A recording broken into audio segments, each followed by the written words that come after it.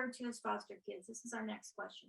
However, more and more you are hearing about biological children suffering the same conditions, and I have one. He did suffer developmental trauma and had major attachment issues with me throughout his life until he was placed in a program for almost 2 years, specifically for developmental trauma and attachment disorders. Articles and social media make it seem like the child was always abused or neglected by their biological parents, which is far from the case. When will the studies and information start to recognize and reflect that biological parents live through this hell too, without being shamed for being their biological parent?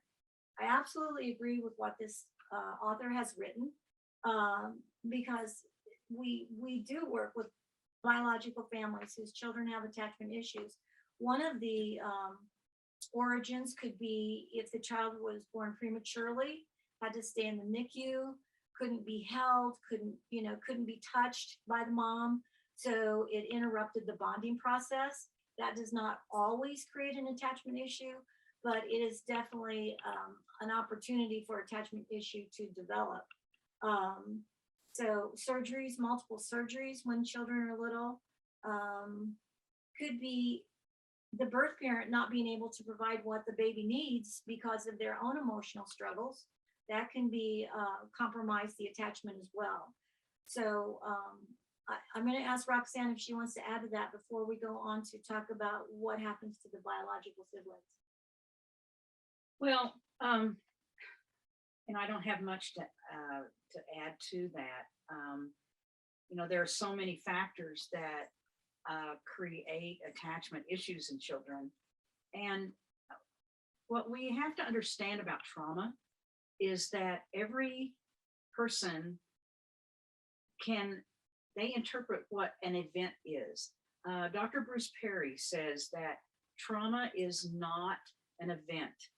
It is how that individual person interprets that event. Two people can experience the very same thing at the same time, and one person will be more resilient than the other or interpret it in a different way. This is so true with siblings in a family. It's not knowing this family and really what the background, the history of this is, we can only speak to how, these things actually happen. So we do want to go and address, this was not brought up in this, but we want to add to this, that the siblings within a home where there's a child with developmental trauma, we have something called, but imported pathology means that a child or a person who comes into a home, like foster kids coming into a home, a child who is going to be adopted, they bring their pathology into the family dynamics. And so that becomes everybody's dynamic. People have to be very, very aware of the pathology that's coming in, the hurts, the behaviors, the structure of that child's thought processes, even when they come into the home. So that really does impact the family in a huge way. Mm-hmm. Okay, so now going to the siblings, birth siblings in a foster home, they experience grief and loss more times than you can imagine. Mm-hmm. Mm-hmm. Because many foster homes have children coming and going, and they see hundreds of kids in their home in a matter of 5 to 10 years. And if a child is raised, the bio child is raised in that home, they start to attach to children. They become friends. They may like them or not like them. Depends, if that is a match for them, mm-hmm. Personalities or whatever. But those children that are siblings in that foster home, they are impacted. And it's really rare that you'll find a therapist who will address that, or a caseworker. that will address that and get the help, or, just somebody outside of the family for that child to talk to about how they feel. I've had many, many adults whose parents were foster parents who've come into my practice through the years, and they are angry because they feel like they didn't get the attention and the care that they needed. Their needs didn't get met fully because the foster children had such high needs. And so they have resentment, they have anger toward the parents, toward the foster kids. Their worldview is pretty negative around those types of things. Now, not all siblings who are raised in a foster home have those attitudes, but many do. Yes, lots of anger. When they come in as adults, these individuals who were young siblings at the time of the trauma-based children are angry almost to the point of rage. I mean, they're just incredibly angry about the time they did not get with their parents because the time was taken by the needs of the other children.